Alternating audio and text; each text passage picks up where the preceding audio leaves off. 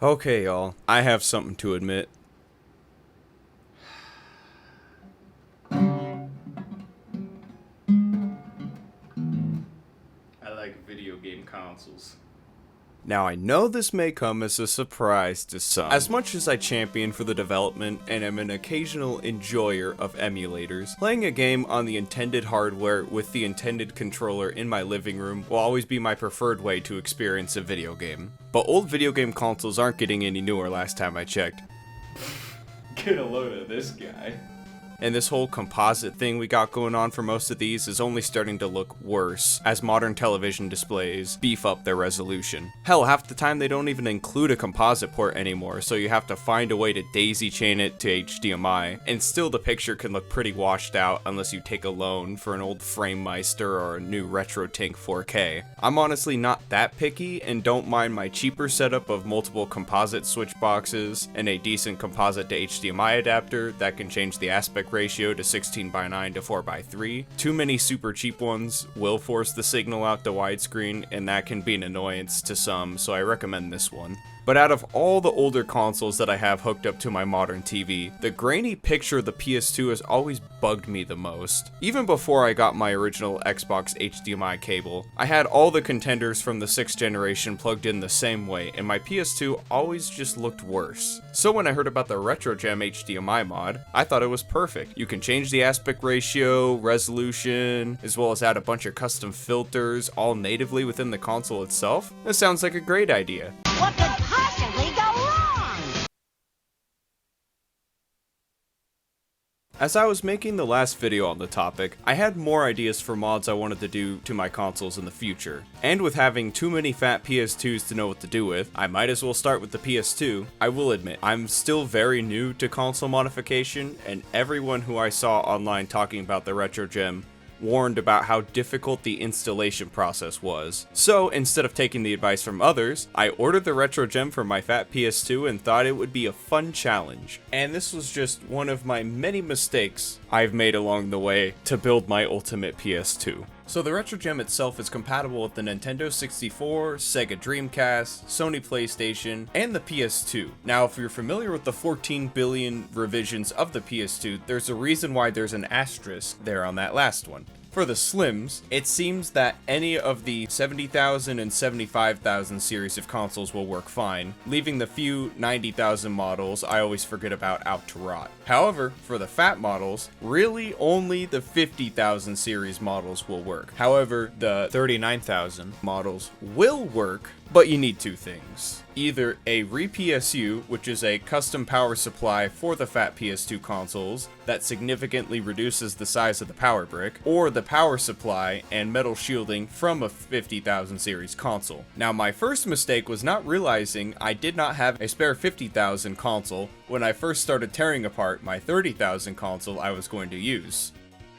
And my next mistake was thinking two guys with barely any soldering experience could do this mod by ourselves. Yeah, out of all the mods that I have done for myself or helped out with up to this point, we're nowhere near as meticulous as installing the RetroGEM. You not only need the very finest tip soldering needle and a microscope to solder the two ribbon cables onto the respective parts of the motherboard, you also need years of soldering experience in order to successfully do this. So, after ruining not one, but two of the fat PS2s I own, I decided to throw in the towel and find someone with the ability to do the task at hand. So after going into research mode for a little bit, I found someone who lived only about 80 minutes away from me who offered the service of installing the RetroGEM for a very reasonable price. After talking back and forth over email, I set a time to drop the console off and the mod kit, and started looking online for 50,000 series models I can salvage the power supply and shielding from.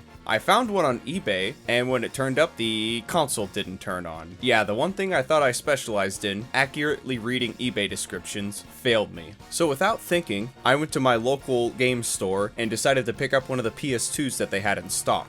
which was a Slim, you know, without thinking how there are dedicated mod kits for both the fat and the slim PS2s, and the fact that I wouldn't have had enough time to order the ribbon cables for the slim PS2 because I was dropping the console off to the modder the next day. I know, I'm the brightest cookie around, you don't have to remind me. So the day came to drive down the console and the mod kit, and I didn't have everything I needed. However, I explained the situation, and after dropping off what I had, I was once again in the search for 50,000 PS2 I could salvage the power supply from. Now, unfortunately, eBay pictures and descriptions are not the most helpful, so like a captcha hell I couldn't escape, I spent several days hunching over at my phone and computer, looking at every eBay seller's blurry ass images to try and distinguish if that blurry number on the back was a 3 or a 5. Luckily, I found a bundle of a 30,000 and a 50,000 console that the only issue was neither red discs. Fine with me, I'm sure there was no other issue that could come from this. Is what I would say if the two consoles weren't home for an entire family of dead cockroaches. As soon as I pulled the first of the two consoles out of the box and saw bug wings and particles fly all throughout the house, the smell hit me like a bunch of loose bricks falling from several stories above me. So I race into a contained room in the house, and with the fan on and the window open, to investigate the condition of the consoles to see if the power supply was even salvageable. This is what I found. But they got in here. How did they get in there? Oh god, why did I do why did I do that? Alright, I gotta it's never been opened.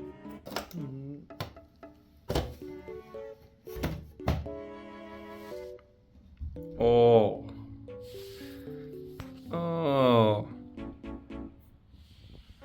What happened?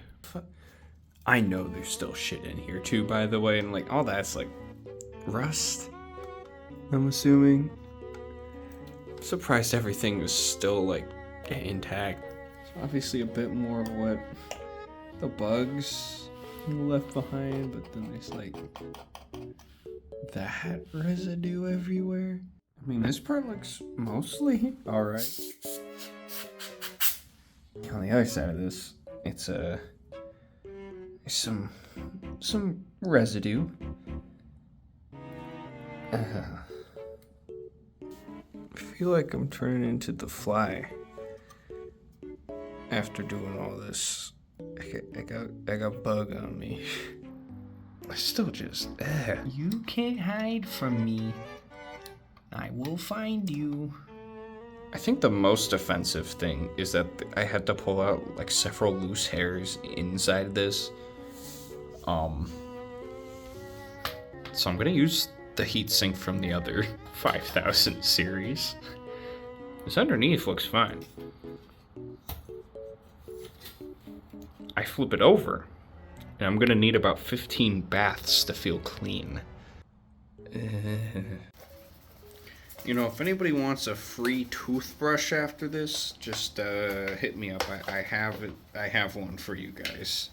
Yeah, and the seller asked if I wanted to buy more consoles from them before they even shipped it out, that bastard. So once again, I scoured eBay and made sure the PS2 that I ordered that night was one that powered on and looked clean. It was also around this time that I received the email saying the mod installation was complete and that he'd put in his spare power supply and shielding if I was able to successfully get the spare parts he would need. Still waiting for the current PS2 that I had in the mail, I paid the modder for his work and tried to set up the pickup date far enough out to hope the 4 parts PS2 would arrive soon. By some miracle, it arrived.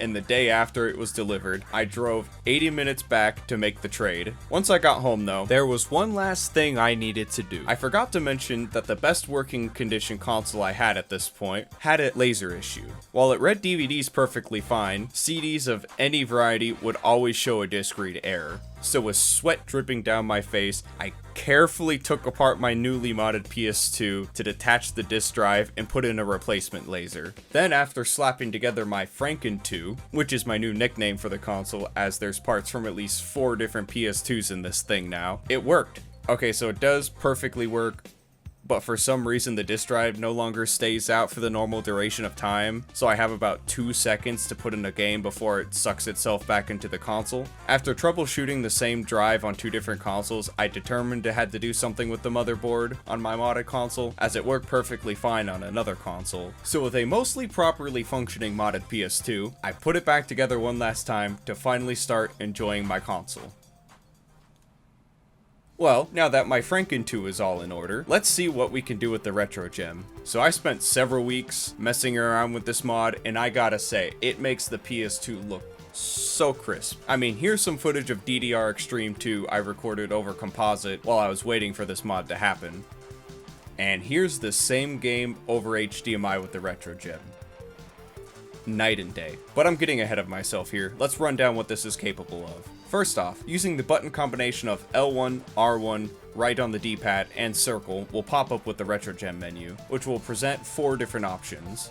Hopping over to the video menu is where all the real juice of the mod comes in. The scaler menu is where you can adjust the zoom and aspect ratio. While most PS2 games and all PS1 games I tried, I mostly kept to a 4:3 aspect ratio. There's also a 32:37, 1:1 par, 160:119, a 16:9, and a custom mode. The zoom option is what I would normally mess with once a game has loaded in, especially as many PS2 games ran with slightly different aspect ratios, and I wanted to be able to fit the whole game onto the screen. There's also horizontal and vertical interpolation settings, as well as a horizontal prescale setting in here as well. The next menu is for shifting and cropping, which is useful to help center the image on screen, as many PS2 games often were shifted either to the left or the right for some reason. Something to do with CRTs, man, I don't know. The deinterlacer menu lets you switch from motion adaptive, bob, and weave. However, I mostly left this on the motion adaptive mode, as I did experience some interlace jitter on the other options, so I think this is the best catch-all setting. The smoothing menu allows you to either use the FXR or no smoothing algorithm being added to the image. In the Retro FX menu, lets you add some beautiful scan lines onto the image. Now, I know a lot of purists out there love the scan lines, and before this mod, while I love the look of a CRT, the convenience of having everything plugged into the OLED outweighs my love for scan lines over an image. I was 50-50 on how a lot of the scan lines looked over PS2 games I tested, as with the upgrades this mod brings to the table can make many games look right out of the 7th HD generation of gaming. However, the triangle-ass looking polygons of the PS1, the scan lines are just perfect for those. You can add either horizontal or vertical scan lines with saturation, strength, and thickness modifiers to make the lines look just right per game. You can also add a mask over the image, as well as adjust the gamma here in this menu as well. I will note that adjusting the saturation meter can take some time, as the RetroGEM menu has a delay to your inputs as it's changing the settings in real time. The slot mask creator allows you to create your own shadow mask, but oh yeah, here we go, the output resolution bumping setting, allowing you to get that native resolution bump. You can get this puppy running from its original 640 by 480 all the way up to a full 1440p resolution. I will note that my 4K LG that I have has issues displaying that 1440p resolution, so most of my footage will either be recorded at 1080p or 1200p. Thankfully, if you don't save the resolution, it will revert back to the last set resolution after 15 seconds, if you're having similar issues to me. Last up is in the advanced video options, allowing you to inject 2 different types of HDR, as well as frame lock, color space, and scalar AR options. Over in the system menu, we have the Wi-Fi option, which you'll need to set up once the mod is installed. This is great as the mod comes with a Wi-Fi adapter, which will allow firmware updates, and the setup process is very easy to get going. The firmware option allows you to check the current firmware, as well as checking for updates and all the release notes for said updates. The OSD setting menu will let you change the menu font, but trust me, just stick with the ISO font, as well as some other menu settings. The game ID setting by default will be on global, which will add a current filter to every game you try, but you can change it to per game. There's some more root menu setting options and debugging sections here, but the real reason to go to this menu is to play the built-in Snake game. Just look at them go. Besides the reset option, the last mode is the presets menu, which will allow you to save all your current video settings, as well as use one of the many included preset options for filters. Each preset will also show what filters and settings are currently active, and if you're not someone who wants to sit and mess around with the menu for 15 minutes, and just want to get going with gaming, this is great. One last note I will mention is that many of the settings can also be applied to your console from the web interface, and may be easier to do so there than on the console itself. But enough talking about menus, it's time to show some games. So I spent about 8 total weeks messing around with this mod and testing out a bunch of PS2 and PS1 games, including all the footage from the Dance Factory video, but I promise, no more dancing footage in this video. One of the first games I tested out was the original Time Splitters, and without any of the retro FX filters thrown on it, just a resolution bump, this game looks amazing.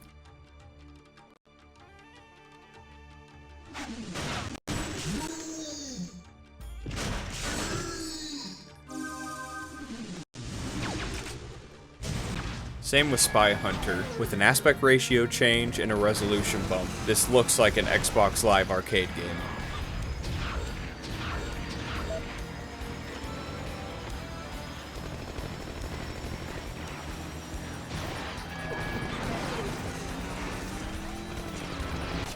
Now I wanted to try a couple multiplayer games, as the more players you add, the less screen real estate you have, so I tried out both Medal of Honor, European Assault, and 007 Nightfire, and it was great because you could actually see what you were doing.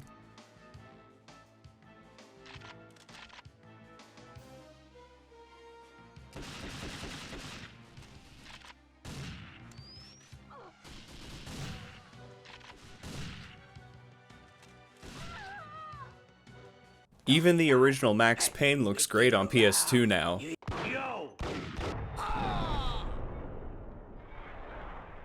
Unfortunately, it's still the worst port of the game.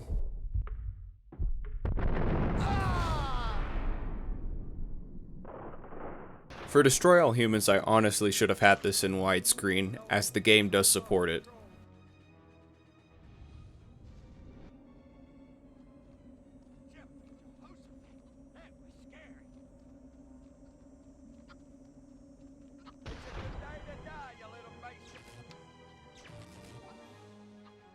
And finally, I have the real definitive version of GTA, the original version in HD.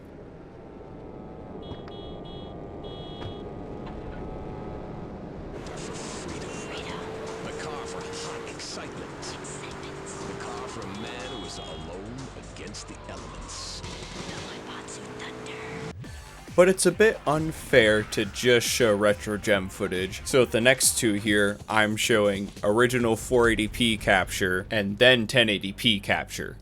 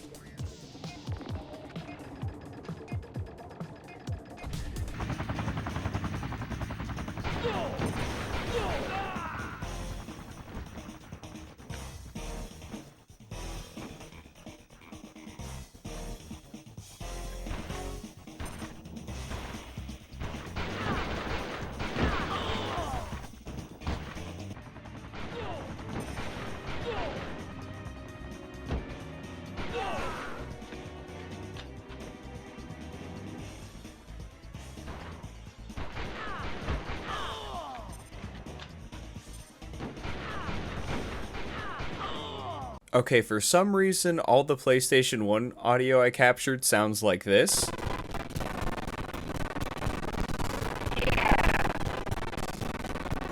I have no idea why. I captured the footage in between PS2 games and they sound fine, so I don't know if it's a copy protection problem. I'm just going to be playing accompanying music.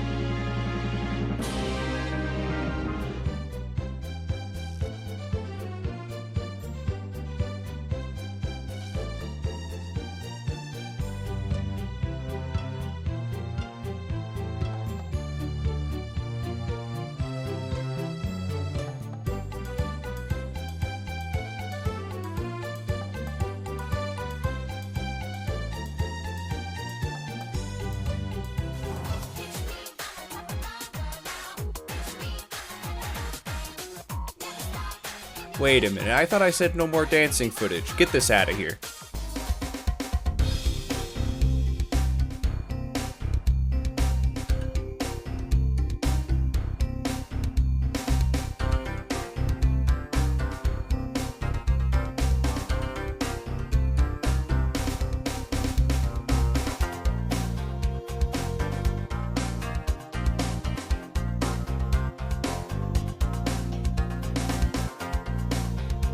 And now for the ultimate comparison, Resident Evil 4 times. And yes, I zoomed in the GameCube and composite PS2 footage so we could have a better image comparison.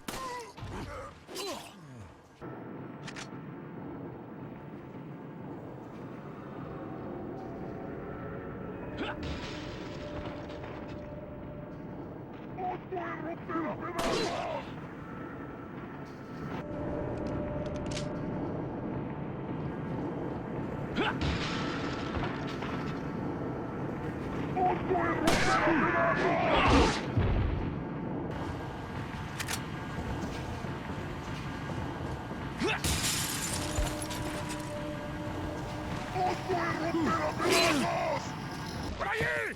¡No dejes que se escape! Vayan por detrás. Who are these people? ¡Bloqueale el paso! What are they planning? Crap.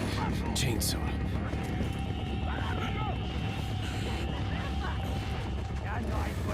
Shit. Son of a... The original Xbox was a powerhouse, so I really wanted to see how the PS2 in 1080p would hold up to Xbox over HDMI. First up is Enter the Matrix, because the game natively runs in 1080i on Xbox with an HDMI or component cable. You never know what'll happen the next time you drop it. It might fall to the floor, but then again it might float to the ceiling.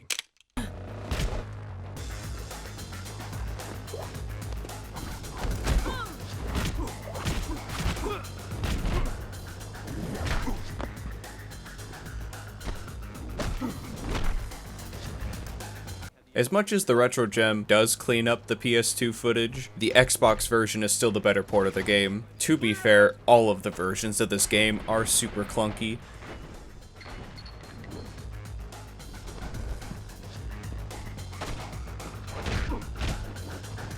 Better than the PC port though. Last up on our comparisons is Rayman 3. The pre-rendered cinematic somehow looks worse on Xbox, but the one on the PS2's black levels are way off.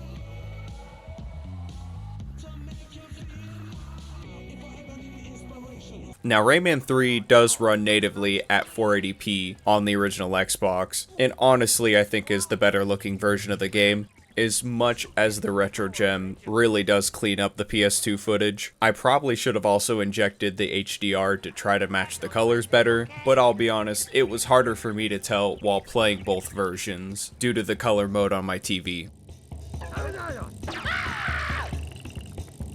How long are we gonna go around in circles? I'm gonna end up barfing.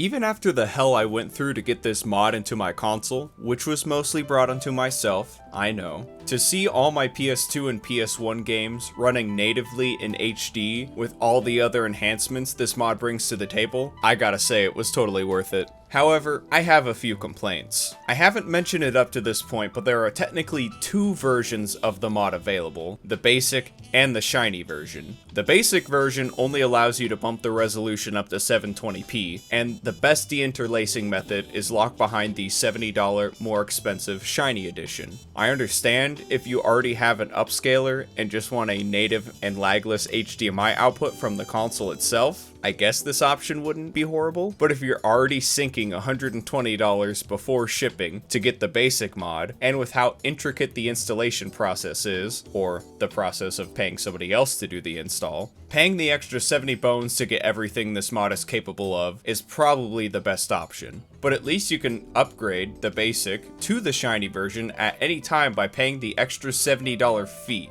Wait a minute, you're telling me that all the enhancements are on every RetroGEM board, and the best features are locked behind a $70 DRM paywall? Man, come on. Many regular people were mad back in the 360 days when there was DLC on the game disc that you had to pay to get access to, and you're thinking you can pull that same stunt now in the modding and hacking community, no less? If they would have just released one version of the RetroGEM with every feature at the Shiny Edition's price, then I wouldn't have a problem. But when fully realizing this, it just leaves a sour taste in my mouth. One other negative I will say will apply if you're modding a fat model without using the RePSU, is how close the RetroGEM sits to the power supply. Now I will say I left my Franken 2 running overnight to get some characters in Marvel vs. Capcom 2 unlocked, and haven't personally experienced any issues in the 2 months that I've had the mod in my console. But if something does go bad with the power supply, there may be some collateral damage to the RetroGEM.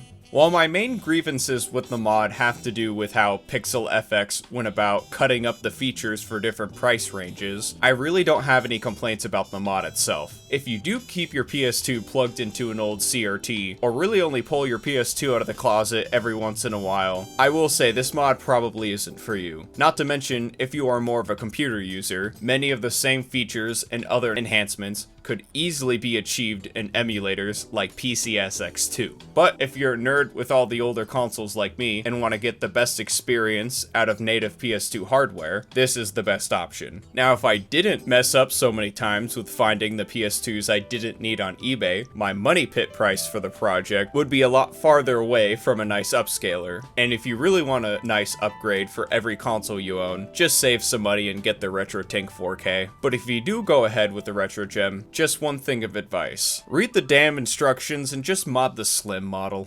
Speaking of modded Slims, quick update from the last video. This is the lovely Jank Station 2 with straws and all that I'll never take out, how dare you. Post that upload, I was able to learn about an exploit for the Slims called Mechapone that tricks the console into thinking it can play games from any region. It's a bit of a goofy process making you unplug the power cable from the console, but I can prove this works. This is my promotional copy of Forbidden Siren 2 that I found for much cheaper than a standard copy floating around out there. Now once you get the PS2 up and running and launch the game, it works. I know someone mentioned that the PAL version of this game is hard-coded to run at 50 Hz, and since my TV here is stuck at 60 Hz, the image will be in monochrome and potentially give me a seizure after long exposure. But that's where this clear-click video to digital converter comes in. I had this laying around from an older project I was working on, but one day for shits and giggles, I had the Jank Station 2 plugged into it, and I realized that this device doesn't care what the refresh rate of the signal inputted to the device is. Then, using the HDMI output on the ClearClick, I plugged it back into my TV, and using the TV settings to zoom in the picture to remove the ClearClick's border, we now have Forbidden Siren 2 running on what should be NTSC hardware.